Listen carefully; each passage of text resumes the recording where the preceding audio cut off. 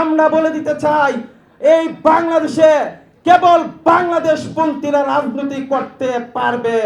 বিদেশি কোন পন্থীকে এই বাংলার জমিনে রাজনীতি করতে দেওয়া হবে না, হবে না, হবে না। বাংলাদেশে এই আওয়ামী লীগ নামক দলটি আসলে এটি কোনো রাজনৈতিক দল না। এটি মূলত হচ্ছে ভারতের আরএসএস এর একটি বাংলাদেশ শাখা। এই আরএসএস জঙ্গিরা বাংলাদেশকে উল্টো জঙ্গিবাদের তকমা দেয়। আমি মোদি, যোগী আদিত্যনাথ, অমিত শাহ এবং আরো যে শুভেন্দু অধিকারী, যে সমস্ত জঙ্গিরা বাংলাদেশকে জঙ্গি রাষ্ট্র তকমা দেয়, আমি তাদেরকে বলি, তোমরা তোমাদের ছাত্রলীগ, যুবলীগ এবং আওয়ামী লীগ জঙ্গিদের মাঠে নামাও, বাংলার জনগণ তোমাদেরকে সাথে খেলবে।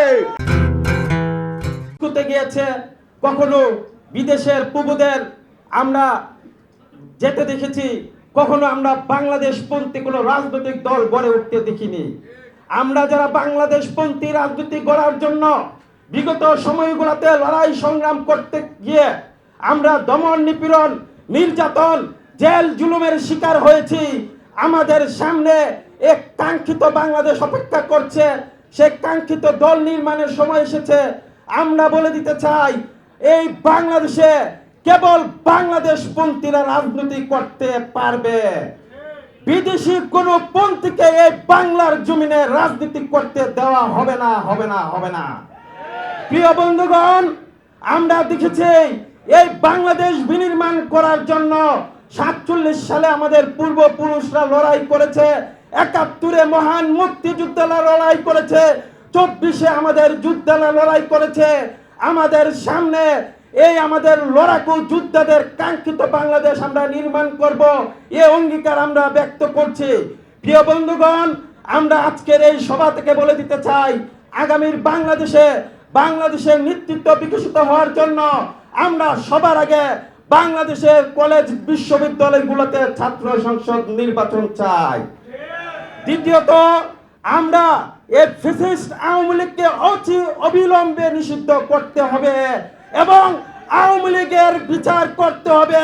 শেখ হাসিনাকে ভারত থেকে এনে বিচারের মুখোমুখি করতে হবে। বন্ধুগণ, আমরা এরপরে স্থানীয় সরকার নির্বাচন চাই এবং সর্বশেষ আমরা নতুন সংবিধানের জন্য সংবিধান সভার নির্বাচন এবং জাতীয় নির্বাচন চাইব। এর আগে আমরা এই যে আমাদের যোদ্ধারা যারা শহীদ হয়েছে, আমরা যখন যুদ্ধে ছিলাম আমার সামনের সহযোদ্ধা শহীদ হতে দেখেছি, আমার ডানের সহযোদ্ধাকে শহীদ হতে দেখেছি, আমার বামের সহযোদ্ধাকে আহত হতে দেখেছি। আমরা শহীদদের রক্তের সাথে আমরা রক্তের অঙ্গীকার নিয়ে বলতে চাই, এর আগে আমরা কোনো জ্যান্তেন নির্বাচন এই বাংলার মাটিতে হতে দিব না। আমরা অবশ্যই নির্বাচন ব্যবস্থার আমূল সংস্কার করে নতুন সংবিধানের মাধ্যমে আমরা নতুন নির্বাচন চাই। আবু সাইদ মুক্ত, ইনকলাব জিন্দাবাদ। শুরুতে স্মরণ করছি জুলাই বিপ্লবে আমাদের শহীদ হওয়া সকল ভাইদেরকে এবং তাদের আত্মার মাগফিরাত কামনা করছি। আরও স্মরণ করছি 47, 71 থেকে শুরু করে এই ভূমির জন্য যারা জীবন দিয়েছেন, বুকের তাজা রক্ত বিলিয়ে দিয়েছেন। শ্রদ্ধার সাথে স্মরণ করছি এই ভূমির জন্য লড়াই করা হাজী শরীয়তুল্লাহ, ফকির মজনু শাহ, তিতুমির এবং শহীদ আমাদের যে অবিভক্ত বাংলা, বিহার, উড়িষ্যার নবাব সিরাজউদ্দৌলাকে। দুই একটি কথা বলতে চাই যেগুলো এখন আজকের জন্য প্রাসঙ্গিক। বাংলাদেশে এই আওয়ামী লীগ নামক দলটি আসলে এটি কোনো রাজনৈতিক দল না। এটি মূলত হচ্ছে ভারতের আরএসএস এর একটি বাংলাদেশ শাখা।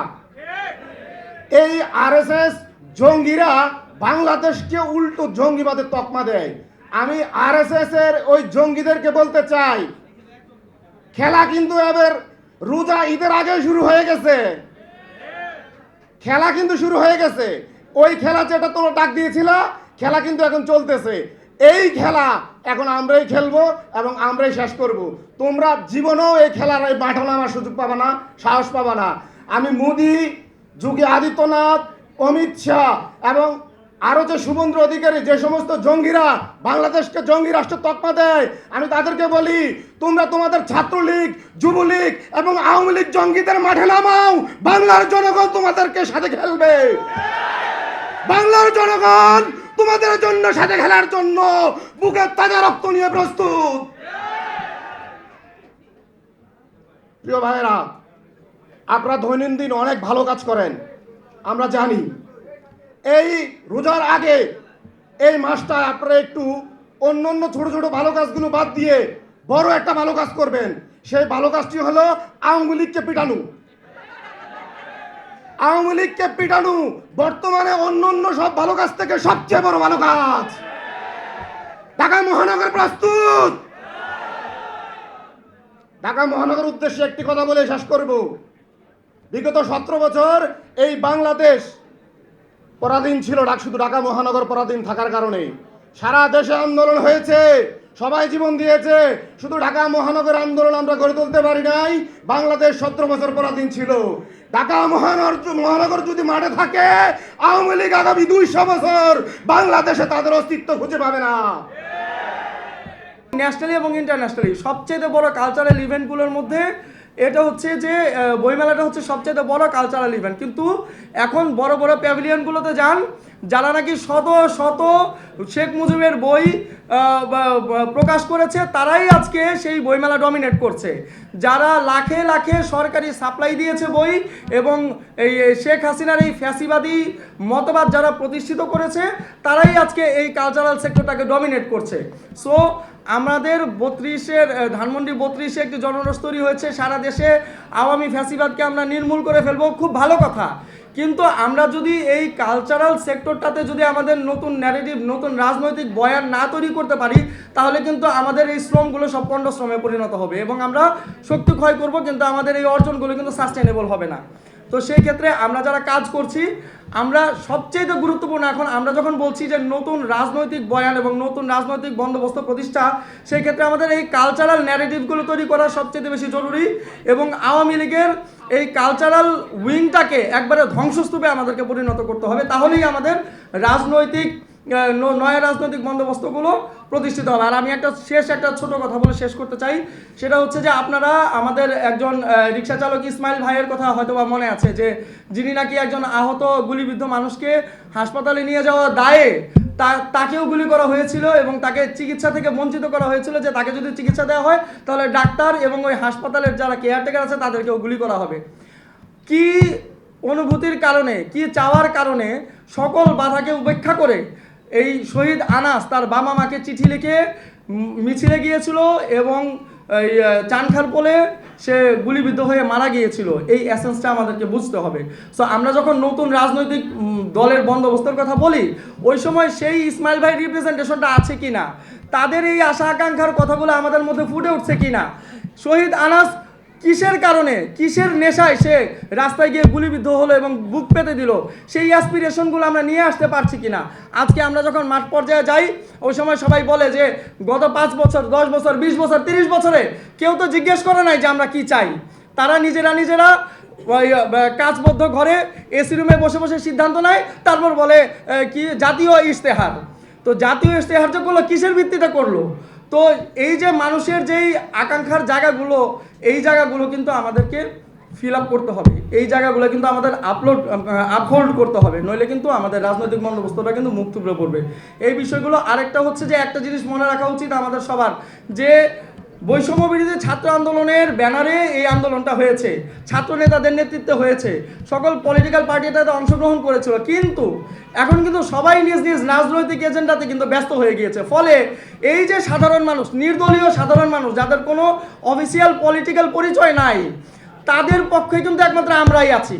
সুতরাং তাদের স্বীকৃতির জায়গায় এই যে নির্দলীয় মানুষগুলো কোনো পলিটিক্যাল পার্টির পরিচয় ছাড়া তারা যে রাস্তায় জীবন দিল, তাদের কথাগুলো কে বলবে? তাদের কথা তো বিএনপি বলছে না, তাদের কথা তো জামাত বলছে না, তাদের কথা তো আমাদেরকেই বলতে হবে। সুতরাং আমরা যদি ঐক্যবদ্ধ না হই, আমরা যদি সংগঠিত না হতে পারি, তাহলে এই মানুষগুলো কিন্তু ইতিহাসের রাস্তা খুঁড়ে নিক্ষিপ্ত হবে। তো এটাকে আমরা হতে দিব? এটা তো আমরা হতে দিতে পারি না। সুতরাং এই বিষয়গুলো মাথায় রেখে আমাদেরকে সংগঠিত হতে হবে, আমাদেরকে নতুন রাজনৈতিক বন্দোবস্তের দিকে এগিয়ে যেতে হবে। সবাইকে অশেষ ধন্যবাদ। যতই রাত্রিরে মিছিল নামুক, অনল বর্ষী বক্তৃতায় কেঁপে উঠুক ময়দান, হাজারো যুবতীর চিবুক বেয়ে নামে ভালোবাসার স্লোগান, কণ্ঠের উপর কণ্ঠ চড়ুক, রাজপথ দখলে নিক চীনা হাঁসের দল, অগ্নিস্ফুলিঙ্গ ছড়িয়ে পড়ুক কোটি হৃদয়ের অন্তরালে, আমরা মিছিলে মিছিলে এগিয়ে যাই পিপিলিকার মতন, ভয় নেই, ডর নেই, শুধুই আগাই। শত সংগ্রাম, শত লড়াই, শত ত্যাগ, এবং হাজারো শহীদের রক্তের উপর দাঁড়িয়ে যে নতুন স্বাধীনতা আমাদের সামনে এসে উপস্থিত হয়েছে, সেই স্বাধীনতার সূর্যকে সমন্বিত রাখার জন্য জাতীয় নাগরিক কমিটির গঠন। রাষ্ট্রের বিভিন্ন পর্যায়ের যে জনতা এই ফ্যাসিবাদ বিরোধী আন্দোলনে ছাত্র জনতার কাতারে কাতারে মিছিলে সামিল হয়েছিল, সেই জনতাকে একত্রিত করার লক্ষ্যেই জাতীয় নাগরিক কমিটির সূচনা হয়েছিল। এবং সেই নাগরিক কমিটি বাংলার প্রতিটি কোনায় কোনায় প্রান্তরে প্রান্তরে পৌঁছে যাওয়ার লক্ষ্যেই ইউনিয়নে, ওয়ার্ডে এবং থানা উপজেলায় তার প্রতিনিধি কমিটি গঠন করেছে। এবং এর মধ্যে সবগুলো উপজেলাতে প্রতিনিধি কমিটি গঠনের লক্ষ্যে নাগরিক কমিটি কাজ করে চলেছে। তার মধ্যে ঢাকা মহানগর দক্ষিণের প্রায় সবগুলো থানার মধ্যেই প্রতিনিধি কমিটি দেওয়ার এর মধ্যেই সম্পন্ন করা হয়েছে। সেই ঢাকা মহানগর দক্ষিণ, যাকে বলা হয় বাংলাদেশের পলিটিক্যাল ক্যাপিটাল, পলিটিক্যাল রাজধানী, এই ঢাকা মহানগর দক্ষিণের সকল প্রতিনিধিদের যারা এখানে উপস্থিত হয়েছেন সকলকে সংগ্রামী শুভেচ্ছা। যারা জাতীয় নাগরিক কমিটির কেন্দ্রীয় নেতৃবৃন্দ এবং আলোচকবৃন্দ যারা শুনছেন, জাতীয় নাগরিক কমিটির গঠন শুধুমাত্র বাংলাদেশের ফ্যাসিবাদের ব্যবস্থা বিলোপ এবং নতুন রাজনৈতিক বন্দোবস্তের লক্ষ্যে নয়, বাংলাদেশের প্রতিটি জনতাকে, প্রতিটি মানুষকে নতুন রাজনৈতিক বন্দোবস্তের সাথে পরিচয় করিয়ে দেওয়ার জন্য, নতুন রাজনৈতিক বন্দোবস্তকে বাংলাদেশের মানুষের জন্য সামনে এগিয়ে নিয়ে আসার লক্ষ্যেই তার সৃষ্টি। আর এই লক্ষ্যেই কাজ করে যাবে জাতীয় নাগরিক কমিটি। আর এই জাতীয় নাগরিক কমিটির কাজের ক্ষেত্রে সবচেয়ে অগ্রণী ভূমিকা পালন করবে জাতীয় নাগরিক কমিটির এই প্রতিনিধিরা, আপনারা যারা এখানে উপস্থিত রয়েছেন। সামনে সুনামি ধেয়ে আসছে, সবাইকে প্রস্তুত থাকতে হবে। সামনে যে কোনো পরিস্থিতিতে ঢাকা মহানগর দক্ষিণ রাজনীতিতে যদি একটা সুস্পষ্ট সুসংগঠিত অবস্থান গড়ে তুলতে না পারে, তাহলে আমাদের জন্য অবস্থা খুবই খারাপ হবে। সেজন্য যতগুলো থানা রয়েছে প্রত্যেকটি থানার প্রতিনিধিদের বলবো, আপনারা প্রতিটি মহল্লায় মহল্লায় যান, প্রতিটি মানুষের সাথে কথা বলেন, তাদের দুঃখ দুর্দশা, তাদের কি সমস্যা সেগুলো শোনেন। মানুষের কথা শুনলে, মানুষের কাছে গেলে আশা করি অনেক কিছু সহজ হয়ে যাবে। সামনে যে কোনো লড়াই সংগ্রামে আপনাদের সাথে নিয়েই জাতীয় নাগরিক কমিটি এবং বৈষম্য বিরোধী ছাত্র আন্দোলনের সমন্বয়ে যে নতুন রাজনৈতিক দল গঠিত হতে যাচ্ছে, সেই দলের যে কোনো ধরনের রাজনৈতিক কর্মসূচিতে আপনারাই অগ্রণী ভূমিকা পালন করবেন, সেই আশাবাদ ব্যক্ত করে আমি আমার বক্তব্য শেষ করছি। সবাইকে ধন্যবাদ।